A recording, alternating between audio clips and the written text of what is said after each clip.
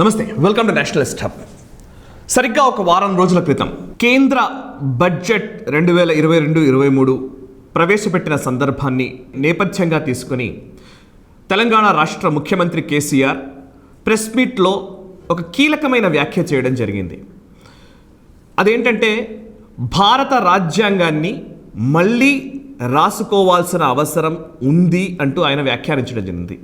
అంటే సింపుల్గా చెప్పాలంటే మళ్ళీ రీరైట్ చేయాలి, మళ్ళీ ఆ రాజ్యాంగాన్ని మనం రాయాలి. కొత్త రాజ్యాంగంతోనే ఈ దేశ పురోభివృద్ధి సాధ్యపడుతుంది.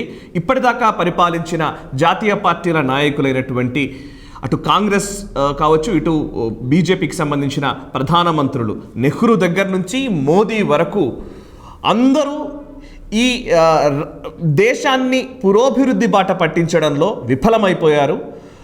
అండ్ రాజ్యాంగాన్ని మళ్ళీ మార్చుకుంటే కానీ ఈ దేశం పురోభివృద్ధి చెందదు అనే కోణంలోకి ఆయన తీసుకురావడం జరిగింది. అఫ్కోర్స్ ఇది 2018 ఎన్నికల సమయంలో, ఎన్నికలకు ముందు ఫెడరల్ ఫ్రంట్ గురించి ఆయన ప్రస్తావిస్తున్న సందర్భంలో కూడా ఒకసారి ఇట్లాంటి వ్యాఖ్య చేశారు. నదీ జలాల పంపకం విషయంలో ఆయన అసలు కేంద్ర ప్రభుత్వాలు అన్నీ విఫలమైపోయాయి, కనీసం నదుల పంపకం కూడా సరిగ్గా చేయరా అని ఆయన ప్రశ్నించడం అప్పుడు జరిగింది.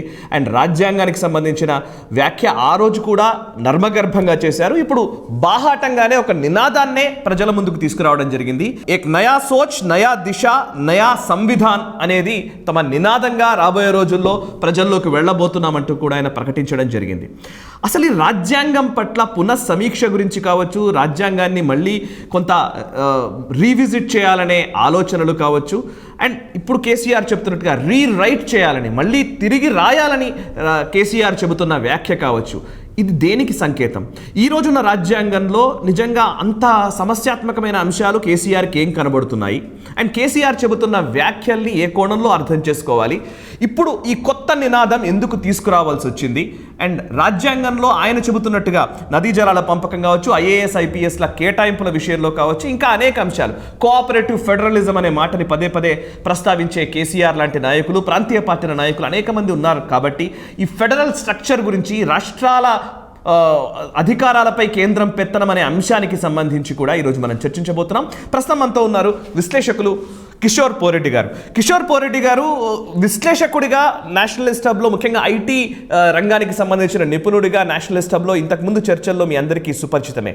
అయితే వారికి ఇంకొక అంశానికి సంబంధించిన వారి ప్రొఫైల్ గురించి నేను చెప్పే ప్రయత్నం చేస్తాను. బేసికల్లీ వారు సివిల్స్కి సంబంధించి యూపీఎస్సీ ఎగ్జామ్ని ఫస్ట్ అటెంప్ట్లో క్రాక్ చేసి ఆయన ఢిల్లీలోని సౌత్ బ్లాక్లో గతంలో పనిచేసిన అనుభవం వారికి ఉంది.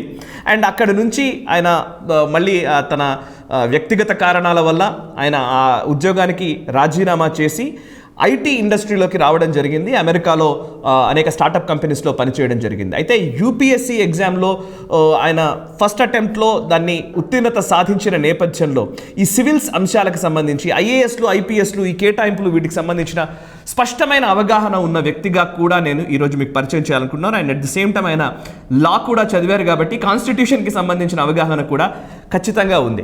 సో కిషోర్ పోరెడ్డి గారితో మాట్లాడదాం. నమస్కారం కిషోర్ గారు, చర్చకు స్వాగతం. బేసికలీ మనం ఎప్పుడు కూడా స్టార్టప్లు, ఐటీ కంపెనీలు, ఇట్లాంటి రిఫార్మ్స్, వీటి గురించి మాట్లాడతాం. చాలా ఇంట్రెస్టింగ్గా ఉంది, చాలా ఇంట్రెస్టింగ్ సబ్జెక్ట్ కూడా ఈరోజు మనం మాట్లాడేది. కేసీఆర్ గారేమో రాజ్యాంగాన్ని రీరైట్ చేయాలని అంటున్నారు. ఆయన స్టేట్మెంట్ చదువుతాను. So many nations where they felt it is necessary they have rewritten their constitution. Yes, they have got a new constitution. Now there is a need in this country to pursue a new constitution of India and antu ek naya soch, naya disha, naya సంవిధాన్ యహీ హమారా నారా హోగా అని అంటూ ఆయన వ్యాఖ్యానించడం జరిగింది. Rewrite చేయడం constitution అనే వ్యాఖ్య కేసీఆర్ చేసిన నేపథ్యంలో దాన్ని మీరు ఎట్లా చూస్తారు? ఫస్ట్ రిమార్క్స్ ఏంటి అసలు? రీరైట్ అన్నప్పుడు అంటే ఇప్పుడు మన రాజ్యాంగము జనవరి 26 మనం రిపబ్లిక్ అయిన రోజు 1950 ఆ రోజు అడాప్ట్ చేసుకున్నాం. వి ది పీపుల్ అని స్టార్ట్ అవుతుంది. అంటే ప్రజలకు మనమే మనకిచ్చుకున్న రాజ్యాంగం. అయితే ఈ రాజ్యాంగం డ్రాఫ్ట్ చేసింది డ్రాఫ్టింగ్ కమిటీ చైర్మన్ అంబేద్కర్ గారు, భీమ్రావ్ రామ్జీ అంబేద్కర్ గారు, డాక్టర్ బిఆర్ అంబేద్కర్ గారు. సో అదే రాజ్యాంగం అంటే రాజ్యాంగ సృష్టికర్తగా అంబేద్కర్ గారి ఫోటో ఎక్కడ చూసినా కానీ వారి చేతిలో రాజ్యాంగంతో పాటే ఉంటుంది, స్టాచ్యూస్ అన్నీ కూడా. ఆ రాజ్యాంగాన్ని ఇప్పుడు తిరిగి రాద్దాము అని అంటున్నారు. తిరిగి రాయడం అంటే ఈ రాజ్యాంగాన్ని మారుద్దాం అనట్లేరు వారు. ఎందుకంటే ఇప్పటికే చాలాసార్లు మార్చాం మనం అమెండ్మెంట్స్ మీద. సవరణలో రేఖం వచ్చాయి, సవరిస్తూ 100 దాటి సవరణలు జరిగాయి. సో అవన్నీ ఆ మార్పులు కాదు, రాజ్యాంగాన్నే మళ్ళీ తిరిగి రాయాలి, కొత్తగా రాయాలి అని అన్నారు. అయితే వారు మాట్లాడినంతసేపు కూడా అందులో ఎందుకు తిరిగి రాయాలి, ఏ అంశాల మీద ఇప్పుడున్న రాజ్యాంగం మనకు పనికి రాకుండా పోయింది అన్న విషయం మీద పెద్దగా వారు చర్చించలేరు. అండ్ కొత్త రాజ్యాంగంలో ఏం కావాలి, రైట్, ఇప్పుడున్నవి అమెండ్మెంట్స్ ద్వారా ఒకవేళ మనకు కావాల్సిన మార్పులు ఏవైనా ఉన్నాయనుకోండి, ఇప్పుడున్న రాజ్యాంగంలో మార్పులు చేసి అదే సాధించవచ్చునా లేదా, పూర్తిగా తిరిగి రాయడం అంటే దీన్ని తీసి చెత్తబుట్టలో పడేసి కొత్తది మనం తయారు చేసుకోవాలి అంటున్నారు. దాని గురించి వారైతే ఏమీ మాట్లాడలేదు. ఎందుకు తిరిగి రాయాలంటున్నారు, ఎందుకు ప్రస్తుతం ఉన్నది పనికిరాదు అంటున్నారు, ఇవన్నీ అయితే వారు చెప్పలేదండి. కాకపోతే వారు కోఆపరేటివ్ ఫెడరలిజం అనే ఒక మాట మాట్లాడారు. ఈ మధ్య ట్విట్టర్లోనూ సామాజిక మాధ్యమాల్లో చాలామంది యూనియన్ ఆఫ్ స్టేట్స్ అనేది ఒకటి మన కాన్స్టిట్యూషన్లో దేశం గురించి వాడిన పదము ఏంటంటే ఫస్ట్ ఆర్టికల్లోనే ఉంటుంది, రైట్. యూనియన్ ఆఫ్ స్టేట్స్ అంటాం. ఫస్ట్ 1, 2, 3 ఆర్టికల్స్ భారతదేశము, దాని టెరిటరీసు అసలు ఏంటి అనేది వివరిస్తారనమాట. సో ఆ యూనియన్ ఆఫ్ స్టేట్స్ ఒకటి పట్టుకుని స్టేట్సే ప్రథమము, భారతదేశం ఎలా ఏర్పడిందంటే ఈ స్టేట్స్ అన్నీ యూనియన్ అవ్వడం వల్ల ఏర్పడింది, స్టేట్సే ప్రథమము. అండ్ అదే సందర్భంలో మీరు కోఆపరేటివ్ ఫెడరలిజం అన్నారు. రాష్ట్రాల హక్కులు కేంద్రం ఇప్పటి నుంచే కాదు, జవహర్లాల్ నెహ్రూ గారి టైం నుంచి కూడా హరిస్తూ వస్తోంది. లేకపోతే రాష్ట్రాలని సరిగ్గా ట్రీట్ చేయడం లేదు, వారికి ఆ స్వతంత్ర ప్రతిపత్తి ఉందన్నట్టుగా వీరు వ్యవహరించడం లేదు అన్న విషయం మీద మొత్తం మీద తిరిగి రాయాలి అంటున్నారన్న భావన అయితే వచ్చింది. ఎస్. అయితే నేను అంటే ఆయన వారు చేసిన నేపథ్యం ఏంటంటే, ఈ వ్యాఖ్యలు చేసిన నేపథ్యము బడ్జెట్. అవును, బడ్జెట్ టైంలో బడ్జెట్ అలొకేషన్స్ గురించి మనం డివాల్యూషన్ ఆఫ్ ఫండ్స్, రాష్ట్రాలకు ఇచ్చే నిధులు, ఇట్లాంటి అంశాల గురించి ఆయన కొన్ని ప్రస్తావిస్తూనే గతంలో కూడా నదీ జలాల పంపకం గురించి మాట్లాడారు, ఐఏఎస్ ఐపీఎస్ల కేటాయింపు విషయంలో మాట్లాడారు.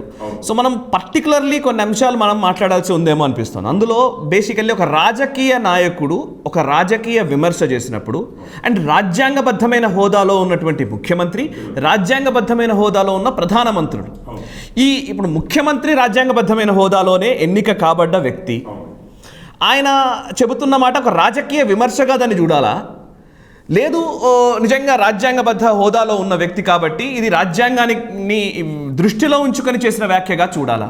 రాజకీయ విమర్శ అన్నాం. ఇప్పుడు కాంగ్రెస్ మీద విమర్శ చేశాం, రైట్, లేకపోతే బీజేపీ మీద విమర్శ చేశాం. ఓకే, విమర్శ ఎందుకు చేస్తాము అంటే వారి పాలన సరిగ్గా లేదు, ఈసారి వాళ్ళని తీసేసి ఒక ఆల్టర్నేటివ్ని, ఒక ప్రత్యామ్నాయాన్ని మనం తీసుకురావాలి, ఎందుకంటే వీరి పాలన సరిగ్గా లేదు.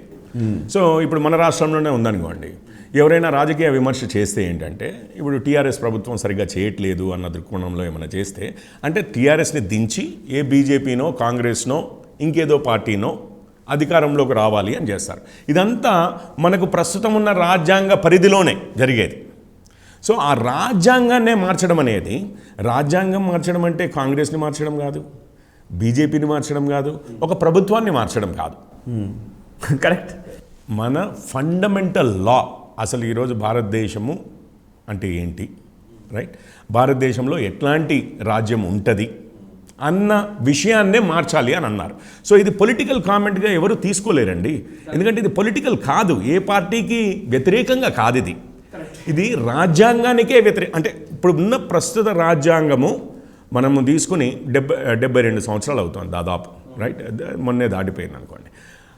అయితే అది పనికి రాకుండా పోయింది, అది మార్పుల చేర్పులతో కూడా.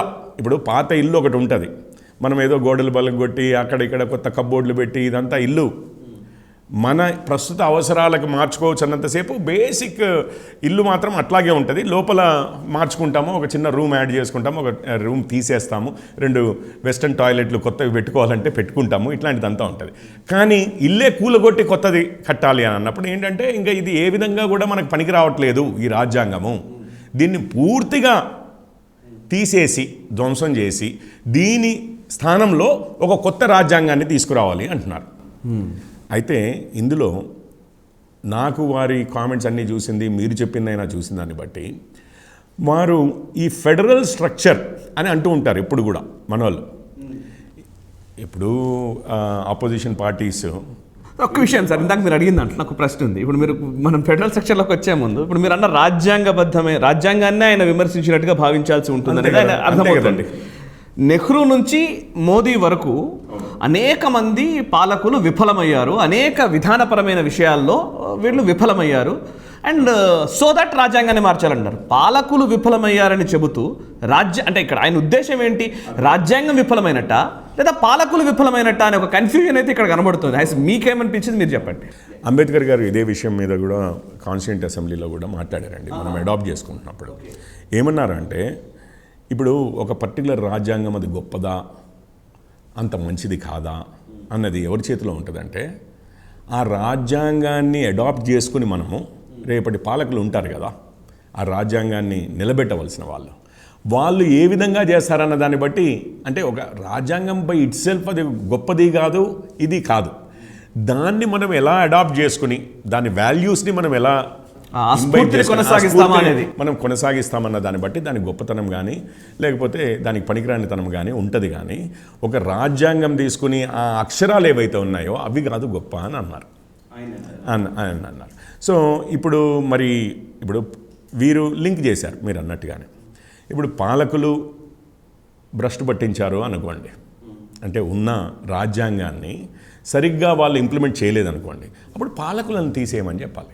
అంతే. ఇప్పుడు రేపు థర్డ్ ఫ్రంట్ అంటున్నారు కేసీఆర్ గారు, వారిద్దరూ సరిగ్గా చేయలేదు, మేము రేపు ప్రత్యామ్నాయంగా వచ్చి మీ ముందుకి రాజ్యాధికారం సాధించి మేము అసలు ఈ కాన్స్టిట్యూషన్ ఏదైతే మనకు రాజ్యాంగం ఉందో దాన్ని అసలు ఆ స్ఫూర్తి ప్రకారము ఏ విధంగానైతే దాన్ని నడపాలో, అంటే దాన్ని వినియోగించుకోవాలో అట్లా చేసి చూపిస్తాము, మీకు తేడా చూపిస్తాము అని అంటే అది వేరే విషయం. ఆయన ఏమంటున్నారంటే, రేపు ఫెడరల్ ఫ్రంట్ వచ్చినా కానీ ఇప్పుడున్న రాజ్యాంగము మా వల్ల కూడా కాదు, ఎవరి వల్ల కాదు. నెహ్రూ గారిని ఇప్పుడు ఒక విధంగానేమో క్రిటిసైజ్ చేశారు, ఇంకో విధంగా ఆయనే చెప్తున్నారు, రేపు ఆయన ప్రైమ్ మినిస్టర్ అయినా ఫెడరల్ ఫ్రంట్కి లీడర్గా ఈ రాజ్యాంగం అయితే మాకు పనికిరాదు, మేము చేయలేము అని అంటున్నారు. అందుకని తిరిగి రాసుకోవాలి. ఓకే, ఎస్ ఇందాక మీరు వచ్చిన పాయింట్లోకి మళ్ళీ కోఆపరేటివ్ ఫెడరలిజం, మీరు ఈ మాట ఈరోజు కేవలం కేసీఆర్ మాత్రమే కాదు, మొన్న చంద్రబాబు నాయుడు గారు మాట్లాడారు, అటు సిద్ధరామయ్య గారు ఉన్నప్పుడు ఆయన అట్లాంటి మాటలే చేశారు కోఆపరేటివ్ ఫెడరలిజం అని. ఈవెన్ గతంలో మోదీ లాంటి వాళ్ళు కూడా మాట్లాడారు గుజరాత్ ముఖ్యమంత్రిగా ఉన్న సందర్భంలో.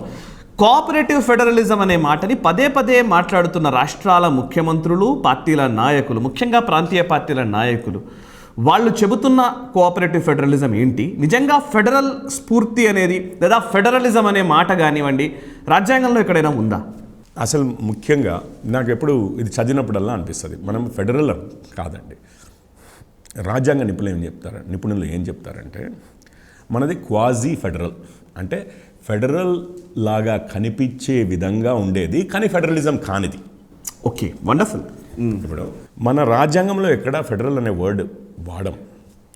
మనము యూనియన్ ఆఫ్ స్టేట్స్ అని చెప్పి ఫస్ట్ ఆర్టికల్లోనే మనము నిర్దేశించుకున్నది ఏంటంటే, India that is Bharat is a union of states అని ఉంటుంది.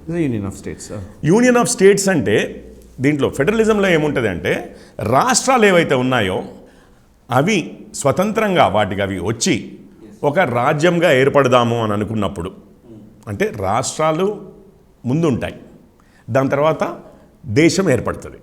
యునైటెడ్ స్టేట్స్ ఆఫ్ అమెరికా ఉంది.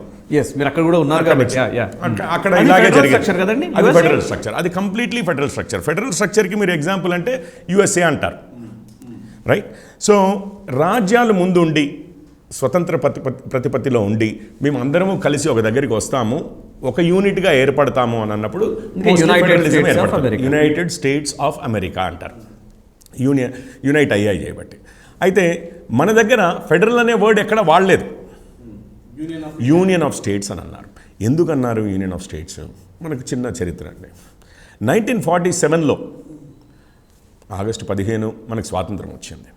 స్వాతంత్రం వచ్చిన రోజు భారతదేశంతో పాటు ఇంకొక 565 సంస్థానాలు సంస్థానాలు ప్రిన్స్లీ స్టేట్స్ అంటారు. 565 సంస్థానాలు ఉన్నాయి, రైట్. వాటిని ప్రిన్స్లీ స్టేట్స్ అంటారు, అవి స్టేట్సే.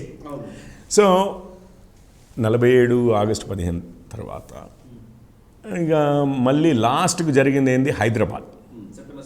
ఆ సిరీస్లో లాస్ట్కి జరిగింది సెప్టెంబర్ 17, 1948 సెప్టెంబర్ 17కి హైదరాబాద్ ఇంటిగ్రేషన్ అయింది ఇండియాలో. అప్పటి వరకైతే ఎన్నో రాజ్యాలు ఉన్నాయి, సంస్థానాలు ఉన్నాయి, రైట్. వాటన్నిటిని యూనిఫై చేశాం, రైట్. ఇండియా ఆ రోజు ఇండియా దట్ ఈస్ భారత్ అన్నారు. ఎస్, అవును. ఎందుకంటే India is a nation in the making అని నెహ్రూ గారు అన్నారు. కానీ భారత్ అనేది ఈరోజు నేషన్ ఇన్ ది మేకింగ్ కాదు. వేల సంవత్సరాల నుంచి భారతదేశం అనేది ఒక కాన్సెప్ట్ ఉంది, భరతవర్షం అనేది. Correct, right. అందుకని అది కూడా సిగ్నిఫై చేస్తూ India that is Bharat, right, is a union of states అన్నాం.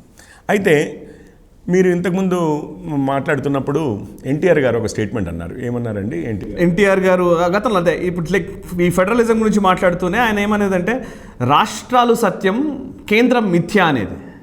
అయితే ఆ విషయం ఎన్టీఆర్ గారు అని ఉండొచ్చు.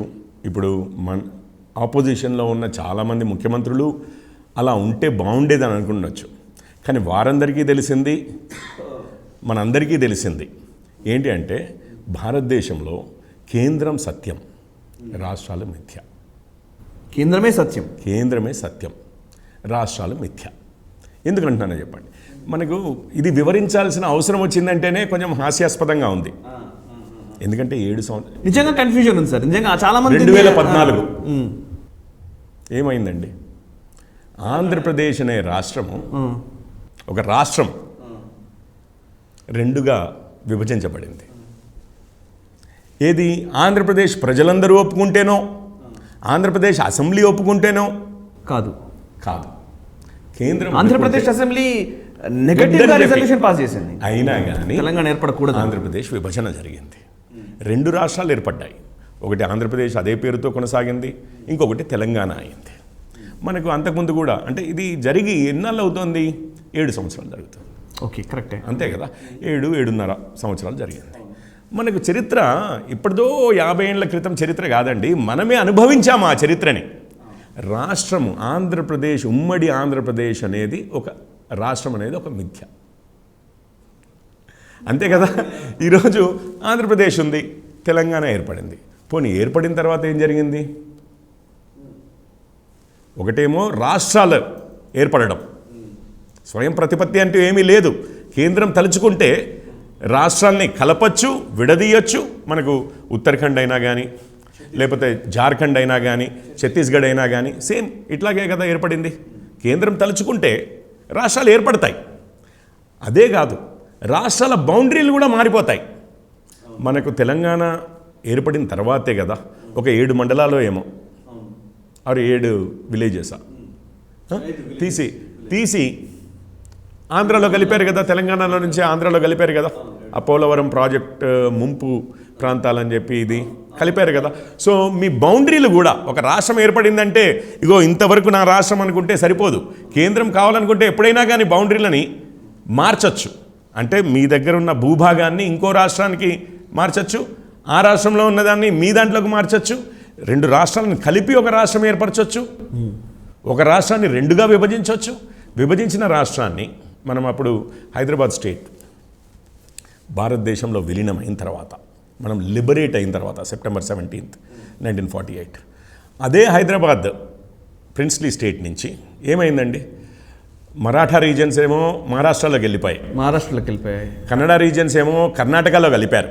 అంటే ఎస్ఆర్సి తర్వాత రికగ్నిషన్ కమిటీ ప్రాంతాలు అయితే మార్చారు కదా. అంటే ఇవి జరుగుతున్నాయి. ఇదే కాదు, ఈ 14ది చాలా రోజులు అయిపోయిందండి, అది ఎక్కడ గుర్తుంటుంది అని ఒకవేళ అనుకుంటే ఎవరైనా, కేసీఆర్ గారైనా ఎవరైనా కానీ, మొన్న కదండి 2019 ఎలక్షన్స్ అయిన తర్వాత ఒక రాష్ట్రాన్ని 2 యూనియన్ టెరిటరీస్గా మార్చింది కేంద్రం. జమ్మూ కాశ్మీర్, లడాక్ మారిపోయాయి. రాష్ట్రాలని విభజించడమే కాదు, కొత్త రాష్ట్రాలని తయారు చేయడమే కాదు, ఉన్న రాష్ట్రాలని యూనియన్ టెరిటరీస్గా కూడా మార్చచ్చు, రాష్ట్ర ప్రతిపత్తినే తీసేయచ్చు. ఇది అంబేద్కర్ గారు ఏదైతే డ్రాఫ్టింగ్ కమిటీకి చైర్మన్గా ఉండి రాసిన రాజ్యాంగం అండి. సో ఇప్పుడు కేసీఆర్ గారు చెప్తున్నది అది, అంటే మొత్తం కేంద్రం చేతుల్లోకి అధికారం పోవడం వల్లనే ఈ సమస్య వచ్చింది అని అంటే కనుక ఏం చెప్తాం? మొత్తం కేంద్రం చేతుల్లో అధికారం ఉంది అనేది ఎక్కడా లేదు. నేను ముందు ఫస్ట్ ఆఫ్ ఆల్ దీన్ని ఒక స్టెప్ తర్వాత అనలైజ్ చేస్తాను. అసలు ఎందుకు మనం ఇప్పుడు మనకి అప్పటికే అమెరికా ఉంది, అప్పటికే ఇతర దేశాలు చాలా ఉన్నాయి, ఫెడరల్ కాన్సెప్ట్ ఉండనే ఉంది. మనం ఎందుకు ఫెడరల్గా లేదు, పోనీ యూనిటరీ కాన్సెప్ట్ అంటే మొత్తం కలిపి ఒకటే అన్న టైప్లో కూడా ఎందుకు వెళ్ళలేదు? రాజ్యాంగంలో మొత్తం కలిపి ఒకటే దేశం కదా, ఒకటే అన్న టైప్లో వెళ్ళలేదు. ఇటు ఏ రాష్ట్రానికి ఆ రాష్ట్రము ఇండిపెండెంట్గా అంటే స్వయం ప్రతిపత్తి ఉంది అన్న టైప్లో కూడా అవి కలిసి భారతదేశం ఫామ్ అయింది అన్నట్టుగా కూడా వెళ్ళలేదు. మనం యూఎస్ఏలో లాగా ఫెడరల్ కాదు, టోటల్లీ యూనిటరీ కూడా కాదు, it's a union of states అన్నారు. ఎందుకన్నారంటే మనము 1947లో అప్పటికే భారతదేశము ఒక విధంగా విచ్ఛిన్నమైంది. అటు పాకిస్తాను, ఇటు ఈస్ట్ పాకిస్తాన్, ఈరోజు అది బంగ్లాదేశ్ అయింది. పార్టిషన్ జరిగింది ఇండియాకి.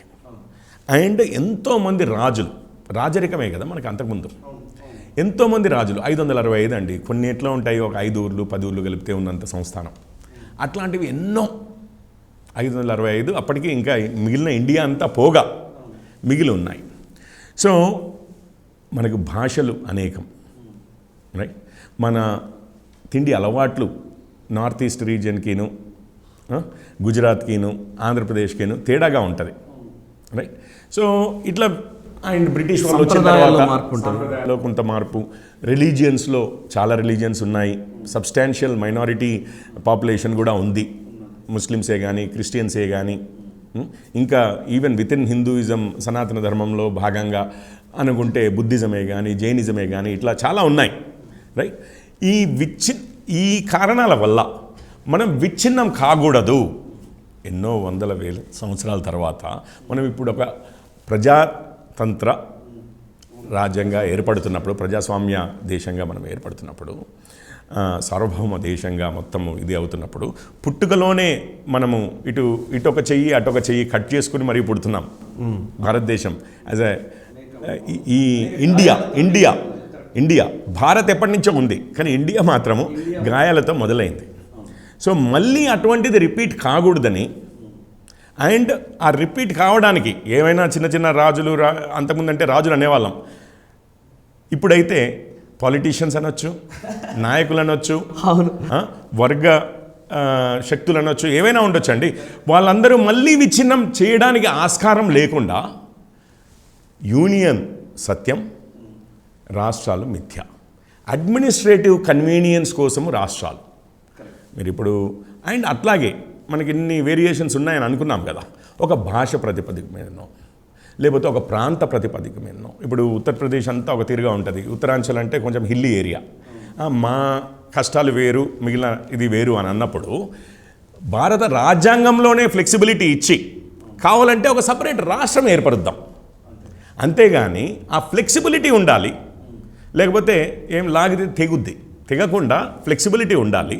కానీ అట్ ది సేమ్ టైం భారతదేశంలో నుంచి అసలు పూర్తిగా మేము విచ్ఛిన్నం అయిపోయి సపరేట్ దేశం అవుతామనే హక్కుని మాత్రము, ఇప్పటికే ఒకసారి అయింది 1947లో పార్టిషన్, మళ్ళీ ఇంకొక జిన్నాకి అవకాశం మాత్రం ఇచ్చేది లేదు అన్న టైప్లో భారతదేశాన్ని మాత్రము, యూనియన్ని మాత్రము సత్యం చేశారు, రాష్ట్రాల్ని మాత్రం మిథ్య చేశారు. అది అందరికీ తెలిసిందే, కేసీఆర్ గారికి తెలుసు, చంద్రబాబు నాయుడు గారికి తెలుసు, అందరికీ తెలిసిందేనండి. ఎందుకంటే లింగ్విస్టిక్ స్టేట్స్ మనమే కదా, పొట్టి శ్రీరాములు గారి దీంట్లో నుంచే కదా ఆ లింగ్విస్టిక్ స్టేట్స్ మనం రాష్ట్రం అదంతా జరిగింది. భాషా ప్రతిపదిక రాష్ట్రాలు ఏర్పడింది అక్కడి నుంచే కదా. సో ఎప్పటి నుంచో రాష్ట్రాల బౌండరీలు మారుతూనే ఉన్నాయి, రాష్ట్రాలు ఏర్పడుతూనే ఉన్నాయి, రాష్ట్రాలను డివైడ్ చేస్తూనే ఉన్నాము, లేకపోతే కలుపుతూనే ఉన్నాము, ఇదంతా జరుగుతూనే ఉంది. మన రాజకీయ నాయకులు అర్థం చేసుకోవాల్సింది ఏంటంటే, తెలుసుకోవాల్సింది ఏంటంటే ఎందుకు ఇది ఇట్లా చేశారు అన్నది ఇప్పుడు మనకు అర్థమైపోయింది. కరెక్ట్. సో ఇప్పుడు మీరు అన్నట్టుగా ఫెడరల్ స్ట్రక్చర్లో అమెరికా, ఇప్పుడు యునైటెడ్ స్టేట్స్ ఆఫ్ అమెరికా అంటున్నాం, నిజంగా ఫెడరల్, ఇప్పుడు ఇక్కడ ఉన్న వాళ్ళందరూ కోఆపరేటివ్ ఫెడరలిజం అంటుంటారు. చాలామంది ఫెడరల్ స్ట్రక్చరు, ఫెడరల్ సంస్కృతి, సమాఖ్య స్ఫూర్తికి విఘాతం కలిగిస్తున్నారు, ఇట్లాంటి మాటలు మాట్లాడుతున్నారు. మీరు చెప్తున్న ప్రకారం అయితే అసలు ఫెడరల్ అనే మాట కాన్స్టిట్యూషన్లో లేదు, ఎక్కడ కాన్స్టిట్యూషన్లో కనబడదు. ఫెడరల్ ఆ స్ఫూర్తిని కొనసాగించాలా అనే ఒక ఆలోచన ఉండవచ్చు కాక, కానీ బట్ అమెరికా విషయానికి వస్తే అక్కడ ఇప్పుడు నాకు చిన్న ఎగ్జాంపుల్ అంటే వెగాస్ లాంటి ప్లేసుల్లో డ్రగ్స్ దొరుకుతుంది, అది అక్కడ లీగల్ అనుకుంటా. ఆ పక్కన ఎక్కడ లేదు, ప్రాస్టిట్యూషన్ ఇస్ లీగల్. కొన్ని ప్లేసెస్లో లీగల్, కొన్ని ప్లేసెస్లో ఉండదు లీగల్. కొన్ని మొన్న బ్లాక్ లైవ్స్ మ్యాటర్ నేపథ్యంలో కొన్ని స్టేట్స్లో అయితే అసలు పోలీస్ వ్యవస్థ లేకుండా నిర్ణయాలు తీసుకోవాలనే ఆలోచన కూడా వచ్చింది. కొన్ని రాష్ట్రాల్లోనేమో సెక్యూరిటీ ఆస్పెక్ట్స్ ఉంటాయి. సో యుఎస్ఏ స్ట్రక్చర్ ఏ విధంగా ఉంటుంది, అండ్ అక్కడ సెనేటర్లు వీళ్ళ వ్యవస్థ ఉంది, మన దగ్గర రాజ్యసభ సభ్యులు ఇట్లాంటి అంశం ఉంది. ఒకసారి కంపేర్ చేస్తారు. అక్కడ ఏంటంటే అండి 2-3 మీకు ఒక ఫెడరల్ దేశం అయి ఉంటే 2-3 డిస్టింక్ట్ ఫీచర్స్ ఉంటాయి. ఓకే, యునిక్గా మనం ఈజీగా గుర్తుపట్టగలిగేవి. ఒకటి ఏంటంటే రాష్ట్రాలు కలిసే దేశం ఏర్పడింది చేయబట్టి దేశంలో నుంచి మనం సపరేట్ అవ్వాలనుకుంటే ఆ హక్కు ఉంటుంది. అది ప్రాక్టికలా కాదా అనేది సపరేట్ విషయం. కానీ తలుచుకుంటే రేపు కాలిఫోర్నియానో టెక్సాసో అండ్ అక్కడ పిటిషన్లు మొదలుపెట్టి అసలు మనం విడిపోదామనే ఇది క్యాంపెయిన్ మొదలుపెట్టినా కూడా అందులో తప్పులేదు. ఎందుకంటే అది ఫెడరలిజం. రాష్ట్రాలు దగ్గరికి వచ్చి ఏర్పడ్డాయి. ఇప్పుడు పెళ్లి లాంటిది, మనం దగ్గరికి వచ్చి ఏర్పడ్డాము, విడిపోదలుచుకుంటే డైవర్స్ చేసుకోవచ్చు అనేది అది ఫస్ట్, స్టేట్స్ ప్రైమరీ అనేది. రెండవది, రాష్ట్రాలకు ఒక స్వతంత్ర ప్రతిపత్తి ఉంటుంది. అది మీకు విషయం అర్థమవుతుంది. ఇప్పుడు మనము ఇండియాలో మీరు చెప్తే 1950లో మనకు రాజ్యాంగం వచ్చినప్పుడు యూనివర్సల్ సఫరేజ్ అంటారు. అంటే ప్రతి ఒక్కరికి ఓటు హక్కు మనం ఒకటేసారి ఇచ్చేసాం. అమెరికాలో కూడా 1965 వరకు, అంతకుముందు ఎప్పుడో 1870లో అందరు మగవాళ్ళకి అన్ని రేసుల నుంచి ఇచ్చినా కూడా 1919లో అంటే 20 నుంచి స్త్రీలకు ఇచ్చారు ఓటు హక్కు. దాని తర్వాత కూడా అది ఇచ్చినప్పుడు కూడా 70లో ఎప్పుడో ఇచ్చిన 15th అమెండ్మెంట్ అనుకుంటా ఇచ్చినా కూడా మళ్ళీ 65లో కొన్ని ఫెడరల్ అంటే యుఎస్ఏ ఫెడరల్ లాస్ కొన్ని వెరీ స్ట్రిక్ట్గా అమెండ్ చేసి ఏ రాష్ట్రం కూడా కేంద్రం ఇచ్చిన అంటే ఫెడరేషన్ ఇచ్చిన ఫెడరల్ గవర్నమెంట్ ఇచ్చిన హక్కుని, రాజ్యాంగం ఇచ్చిన హక్కుని ఉల్లంఘన చేయకుండా అందరికీ ఓటు హక్కు. అప్పటివరకు ఏముండేదంటే బ్లాక్స్కి ఇచ్చినా కానీ వీళ్ళు రాష్ట్రాలు ఏం చేశాయంటే ట్యాక్సులు కట్టిన వాళ్ళే, పోల్ ట్యాక్స్ అని ఉంటుంది, మనిషికి ఇంత ట్యాక్స్, ఇప్పటికి ఆదాయం ఉందా లేదా సంబంధం లేదు, కట్టిన వాళ్ళే, లేకపోతే చదువుకున్న వాళ్ళే ఓట్లు చేయొచ్చు అని సపరేట్గా ప్రతి రాష్ట్రము చేసి వీళ్ళకి డినై చేస్తున్నాయి. వాటన్నిటినీ ఓవర్ రైడ్ చేస్తూ మళ్ళీ 65లో, మనం ఎప్పుడు 47లో, వాళ్ళకి స్వాతంత్రం వచ్చి ఇప్పటికి 400 సంవత్సరాలు అయితే 400 సంవత్సరాలు ఇది నేషనల్ ఇది అనుకోండి 17 దీంట్లో మనకు 200 ఇయర్స్ దాటిపోతే మనకు వచ్చి ఎన్నాళ్ళు అయిందండి, మొన్న 1947లో అయింది, రైట్. కానీ మనం ఫస్ట్ డే నుంచి కూడా అందరినీ సమానంగా చూడాలి అన్నదాంతో మొదలుపెట్టాం. అయితే అమెరికాలో ఇంకొకటి ఉంది. ఇప్పుడు మనిషికి హక్కు ఉంది, ఓటు హక్కు, అట్లాగే రాష్ట్రాలకు ఓటు హక్కు ఉంటుంది. అది ఎట్లా ఉంటుంది అంటే ఇప్పుడు మన లోక్సభ రాజ్యసభ ఉంది కదా, రాజ్యసభ అంటే ఏంటండి, రాజ్యాల సభ అసలైతే నిజం చెప్పాలంటే. అది మీకు అమెరికాలో కూడా కాంగ్రెస్ సెనెట్ అని ఉంటుంది. సెనెట్ ఓకే, సెనెట్లో ఇప్పుడు ఉన్నది అమెరికాలో 50 రాష్ట్రాలు, కొన్ని చిన్న చిన్న రాష్ట్రాలు, రోడ్ ఐలాండ్ అని, వర్మాంట్ అని చిన్న చిన్న రాష్ట్రాలు ఉంటాయి. కొన్ని ఏమో నార్త్ డకోటా అని ఇట్లాంటి ప్లేసెస్లో అసలు జనాలే లేకుండా, అలాస్కా ఉన్నాయి, చాలా చలి ప్రాంతం, అసలు జనాలు కూడా ఉండరు. కొన్నేమో కాలిఫోర్నియా లాంటి వెరీ పెద్ద రాష్ట్రాలు ఉంటాయి. అయినా కానీ వాళ్ళందరికీ సెనెట్లో 2 సెనేటర్లు. ఎంత చిన్న రాష్ట్రమైనా ఎంత పెద్ద రాష్ట్రమైనా, ఎందుకంటే రాష్ట్రాలన్నీ సమానము. యునైటెడ్ నేషన్స్లో నేషన్స్ అన్నీ సమానం కదా. సో 50 రాష్ట్రాలకు 2 సెనేటర్స్ ఉంటారు. రేపు ఇంకొక రాష్ట్రాన్ని కలుపుకున్నారనుకోండి, అట్లా కలుపుకుంటూనే వచ్చినవే ఈ 50 కూడా, ఇంకొకటి కలుపుకున్నారనుకోండి 102 చేస్తారు.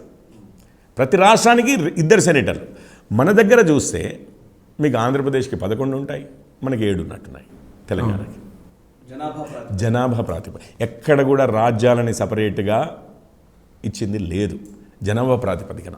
ఇప్పుడు మన ఉమ్మడి ఆంధ్రప్రదేశ్కు ఉన్న 11 + 7 అంటే 18, అవి డివైడ్ చేశాము, జనాభా ప్రాతిపదిక మీదనే వాళ్ళకి 11, ఇక్కడ 7 వచ్చాయి. అంతేగాని మనుషులే ముఖ్యం, ఇక్కడ భారతీయులే అందరూ, ఆ భారతీయుడే ముఖ్యం కానీ ఏ రాష్ట్రం అనేది ముఖ్యం కాదు. ఇది రెండో విషయం అండి. మూడో విషయం ఏంటంటే అక్కడ రాష్ట్రాలది వాళ్ళ రాజ్యాంగం వాళ్ళు పెట్టుకోవచ్చు, కేంద్రానిది రాజ్యాంగం ఉంటుంది. సుప్రీంకోర్టు, ప్రతి రాష్ట్రంలో ఒక సుప్రీంకోర్టు ఉంటుంది. ఆ సుప్రీంకోర్టు ఏంది, రాష్ట్ర దీని వరకు చట్టాల వరకు దాని పరిధి. సుప్రీంకోర్టు దేశానికి సంబంధించిన, అంటే ఫెడరల్ గవర్నమెంట్ అంటాం కదా, యూనియన్ గవర్నమెంట్, సెంట్రల్ గవర్నమెంట్కు సంబంధించిన చట్టాలు సుప్రీంకోర్టు చూస్తుంది. ఏది సుప్రీంకోర్టు అంటున్నాను, ఫెడరల్ కోర్టు చూస్తుంది. ఓకే, అక్కడ ఒక సుప్రీంకోర్టు ఉంటుంది, రాష్ట్రంలో ఒక సుప్రీంకోర్టు ఉంటుంది. రైట్. మనం విడిపోవచ్చు, కలిసినట్టుగానే విడిపోవచ్చు. మనకు ప్రతి రాజ్యానికి ఈక్వలే అవును సెనెట్లో. రైట్. అట్లాగే చిన్న రాష్ట్రమైనా పెద్ద రాష్ట్రమైనా అట్లాగే ఎవరిది వారికి చట్టాలు ఉంటాయి, వారికి సపరేట్గా కోర్టు సిస్టమ్ ఉంటుంది. మన దగ్గర కోర్ట్స్ అన్నీ ఏంటండి, ఇంటిగ్రేటెడ్ కదా. మన స్టేట్ హైకోర్టు అపాయింట్ చేసేదే సుప్రీంకోర్టు కొలీజియం, హైకోర్టు జస్టిస్లని, చీఫ్ జస్టిస్లని. రైట్. మన హైకోర్టులో నుంచి వాళ్ళు సుప్రీంకోర్టు జస్టిస్లు అవుతారు ఆటోమేటిక్గా ప్రమోషన్ ద్వారా. కింది నుంచి కూడా ఇది యూనిటరీ, అంటే ఒకటే ఇంటిగ్రేటెడ్ లీగల్ సిస్టమ్ ఉంది మనకి. అవే చట్టాలు.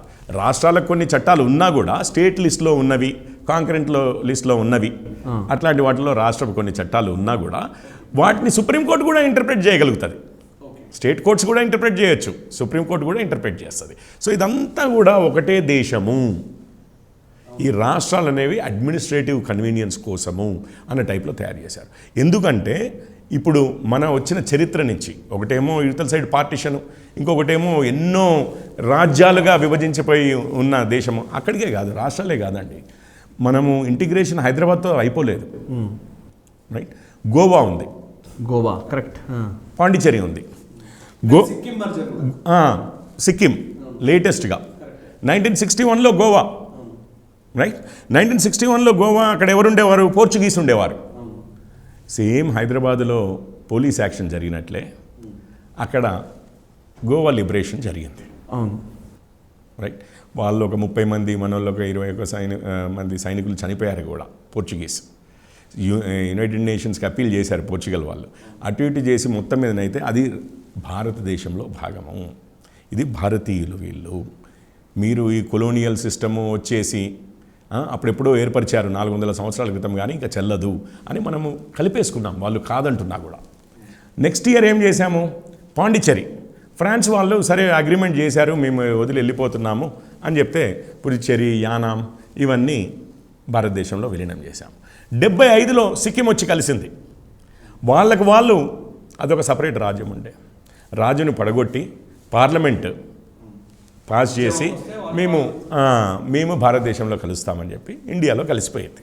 సో ఇప్పుడు ఇందులో ఎవరైనా కానీ ఇట్లా కలిశారు కదా, మేము విడిపోతాము అంటే సాధ్యం కాదు. ఎందుకు అంటే మళ్ళీ వన్స్ అగైన్ రాష్ట్రాలు మిథ్య, కేంద్రమే సత్యం. లేకపోతే భారతదేశం ఉండదు. ఎందుకు అని అంటే మరో జిన్నా మళ్ళీ వచ్చే అవకాశం ఉంది. చాలామంది జిన్నాలు తిరుగుతున్నారు, చాలామంది జిన్నాలు తిరుగుతున్నారు, నిజంగానే తిరుగుతున్నారు. ఎందుకంటే భారత జాతీయ జెండాను విమర్శించేవాళ్ళు, మాకు సపరేట్ దేశం ఇవ్వండి అని చెప్పేవాళ్ళు, మతాల పేరుతోటి ఇష్టం వచ్చినట్టుగా మాట్లాడుతున్న వాళ్ళు, రాజకీయాల కోసం చేస్తున్న వాళ్ళు అనేక మంది ఉన్నారు. Right, you're right, 100%. ఇవన్నీ చాలా ప్రిషియంట్ అంటారు. అంబేద్కర్ గారు ముందే ఆయన దూరదృష్టితో ఆలోచించగలిగారు. నిజంగా ఆయన యుగదృష్టనే, నిజంగా ఆయన ఒక నిజంగా బాగా విజనరీ థింకింగ్ అది. ఎస్. అండ్ అదే కాన్స్టిట్యూయెంట్ అసెంబ్లీ, నేను ఇంతకు ముందు సార్ నేను ఈవెన్ పద్మశ్రీ అవార్డు గ్రహీత త్రిపురనేని హనుమాన్ చౌదరి గారితో కూడా మాట్లాడుతున్న సందర్భంలో కాన్స్టిట్యూయెంట్ అసెంబ్లీకి సంబంధించిన చర్చల్లో కూడా ఈ టాపిక్ వచ్చిందని వారు చెప్పారు. యాక్చువల్లీ కేఎం మున్షి లాంటి వాళ్ళు, అంబేద్కర్ లాంటి వాళ్ళు ఫెడరల్ అనే మాటని యూజ్ చేయకూడదు అని చెప్పారు అనేది ఉంది, అప్పటి చర్చల్లో జరిగిందని. సో మీరు చెప్తే ఇప్పుడు అర్థమవుతుంది అసలు ఫెడరల్ అనే దానివల్ల వచ్చే సమస్యలు ఇప్పుడు ఈ దేశానికి అప్లికబుల్ కాదు అనేది ఇప్పుడు మీరు చెప్తే అర్థమవుతుంది. ఇందులో ఇంకొకటి అంశం ఏంటంటే సార్, ఈ మధ్య కాలంలో వచ్చిన చర్చల్లోనే ఐఏఎస్ ఐపీఎస్లకు సంబంధించి ఒక గొడవ మొదలైంది సార్. లైక్ ఢిల్లీలో లెఫ్టినెంట్ గవర్నర్ పాత్రకు సంబంధించి కావచ్చు, ఈవెన్ వెస్ట్ బెంగాల్లో, పశ్చిమ బెంగాల్లో మమతా బెనర్జీ సిఎస్గా, ప్రభుత్వ సిఎస్గా పనిచేస్తున్న వ్యక్తి రాజీనామా చేసి మళ్ళీ అడ్వైజర్గా జాయిన్ అయిన సందర్భం. అంటే సర్వీస్ రూల్స్ ఎలా ఉంటాయి ఐఏఎస్ ఐపీఎస్ల కేటాయింపు విషయంలో ఈవెన్ కేసీఆర్ కూడా ఒక్కోసారి కొన్ని సందర్భాల్లో ప్రస్తావిస్తున్నారు. ఐఏఎస్ ఐపీఎస్ల కేటాయింపు విషయంలో కేంద్రం పెత్తనం ఏంటి, ఐఏఎస్ ఐపీఎస్ల విషయంలో మాకు కావాల్సిన వాళ్ళని మేము తీసుకోకుండా మీరెవరు నిర్ణయించడానికి, ఇట్లాంటి మాటలు వస్తే మీరేం చెప్తారు? ఎందుకంటే సివిల్స్ మీరు కూడా ఈ విషయం ఏంటంటే అండి, ఇప్పుడు ఇండియన్ సివిల్ సర్వీస్ అనేది బ్రిటిష్ వాళ్ళు ఎస్టాబ్లిష్ చేశారు. రైట్. సో మన లీడర్స్ కూడా కొంతమంది సెలెక్ట్ అయ్యి రిజైన్ చేసి బయటకు వచ్చిన వాళ్ళు ఉన్నారు ఒకప్పుడు, ఇది నేషనల్ మూమెంట్లో పాల్గొనడానికి. సో అప్పటి నుంచి ఇండియన్ సివిల్ సర్వీస్ ఉంది. దాని కంటిన్యూయేషనే ఏది మనకు ఫ్రీడమ్ వచ్చిన రోజు మన ఆర్మీని కానీ మన సివిల్ సర్వీసెస్ని కానీ, సివిల్ అంటే దానికి ఆపోజిట్ ఏంటంటే మిలిటరీ అని, అంతేలేండి, మిలిటరీ వర్సెస్ సివిల్ పౌర సమాజం ఇది. సో ఈ రెండింటిని కూడా ఏది డిస్బ్యాండ్ చేయలేదు మనం, అంటే పూర్తిగా తీసేసి మళ్ళీ కొత్తగా సృష్టించింది ఏమీ లేదు. అవి ఉన్న వాటినే కంటిన్యూ చేసుకుంటూ వెళ్ళిపోయాం. సో ఆ Indian civil services now has become all India services అయిపోయింది, ఏఐఎస్ అని. ఇప్పుడు ఏఐఎస్లో పలు రకాల సర్వీసెస్ ఉన్నాయి. ఒకటి Indian administrative service IAS, Indian foreign service IFS, police service, Indian police service, IRS, Indian revenue service, railway traffic service, IRTS, ఇట్లాంటివన్నీ, central secretariat service, CBI central bureau of investigation, ఇవన్నీ కూడా ఇండియన్ ఆల్ ఇండియా సర్వీసెస్ అన్న టైప్లో అదే ఎగ్జామ్లో, అదే civil services exam ద్వారా recruit అవుతారు. ఈ ఆల్ ఇండియావి ఇవి బేసిక్గా. ఈ ఐఏఎస్ ఐపీఎస్, ఐఎఫ్ఎస్ అంటే పూర్తిగా ఎక్స్టర్నల్ అఫైర్స్ చేయబట్టి రాష్ట్రాలకు ఏం సంబంధం లేదు చేయబట్టి ఐఏఎస్ ఐపీఎస్ ఎవరైతే ఉన్నారో వాళ్ళు మాత్రం ఎక్కడ డిప్లాయ్ అవుతారు. ఇప్పుడు మనకు డిస్ట్రిక్ట్ అడ్మినిస్ట్రేషన్ ఉంది. అడ్మినిస్ట్రేషన్ అంటే సెంట్రల్ గవర్నమెంట్కి డైరెక్ట్గా అడ్మినిస్ట్రేషన్ లేదు కదా. ఇండియా ఏంటి? Union of states and union territories, అంతే కదా. India that is Bharat is a union of states కదండి. స్టేట్స్ ఉన్నాయి ఇందులో. భారతదేశం పొలిటికల్ మ్యాప్ చూస్తే అన్ని స్టేట్స్ ఉంటాయి లేదా యూనియన్ టెరిటరీస్ ఉంటాయి. సో ఇది ఏం చేస్తారంటే యూనియన్ టెరిటరీస్కి ఒక క్యాడర్ ఉంటుంది. క్యాడర్ అనే ఒక కాన్సెప్ట్ ఉంటుంది.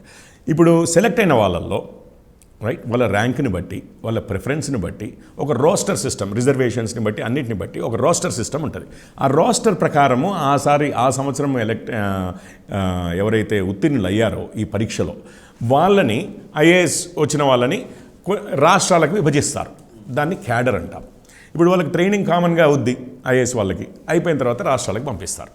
ఇప్పుడు ఆంధ్ర క్యాడర్ అన్నాం అనుకోండి, వారు వచ్చేసి వారు బీహార్ వారు కావచ్చు, లేకపోతే రాజస్థానీ వారు కావచ్చు. ఈ ట్రైనింగ్ పీరియడ్లో ఏంటంటే ఆంధ్రాలో తెలుగు చేయబట్టి తెలుగు నేర్చుకుని ఆ పరీక్షలో ఉత్తీర్ణులు అయిన తర్వాతనే అపాయింట్మెంట్ ఇస్తారు ఐఏఎస్ ఆఫీసర్గా. ఆంధ్రాలో వాళ్ళు వచ్చి జాయిన్ అవుతారు రైట్.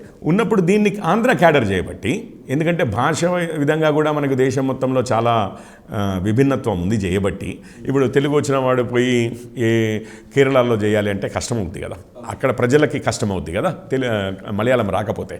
సో అందుకని నేర్పించి ఇట్లా పంపిస్తారు. పంపించిన తర్వాత ఏమవుతుందంటే, కాకపోతే కేంద్ర ప్రభుత్వంలో కూడా ఐఏఎస్ ఆఫీసర్స్ ఉంటారు. ఇప్పుడు మీరు cabinet secretary, highest civil servant position ఏంటంటే క్యాబినెట్ సెక్రటరీ అంటాం.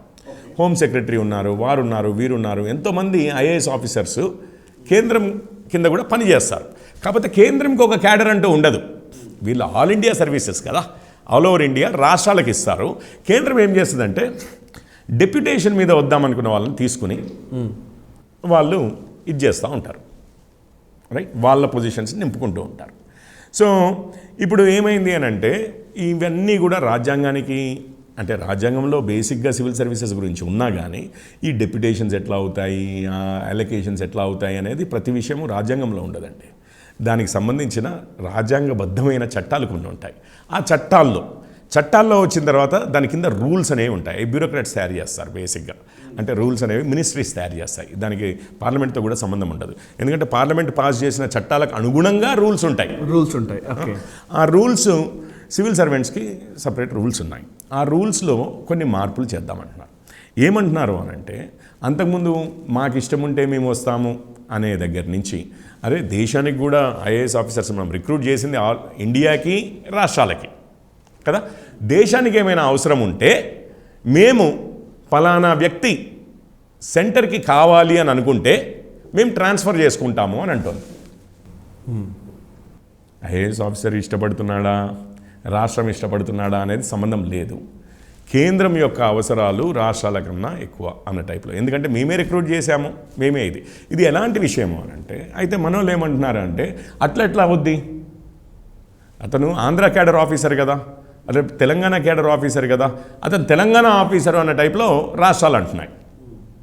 ఎందుకు వాళ్ళకు ఇది అని అంటే, ఇప్పుడు ఈ మధ్య చాలా చూస్తున్నామండి, ఐఏఎస్ ఆఫీసర్లు కూడా చీఫ్ మినిస్టర్ల కాళ్ళ మీద పడిపోవడము, కొన్ని నిజంగానే చట్టబద్ధంగా లేవా అన్నటువంటి కృత్యాలు చేస్తూ ఉన్నారు. అంటే అట్లాంటివి ఇవి చేస్తూ, కాకపోతే ఏంటంటే రాష్ట్ర ముఖ్యమంత్రి కానీ రాష్ట్ర అధికారంలో ఉన్న పార్టీ కానీ మనకు అండగా ఉంటే ఇంకా ఎవరినీ పట్టించుకోవాల్సిన అవసరం లేదు అన్న సిచ్యువేషన్ వచ్చింది అని మీరు వెస్ట్ బెంగాల్ది చెప్పారు. అప్పుడు ఎలక్షన్ తర్వాత చాలా హింస జరిగింది అక్కడ.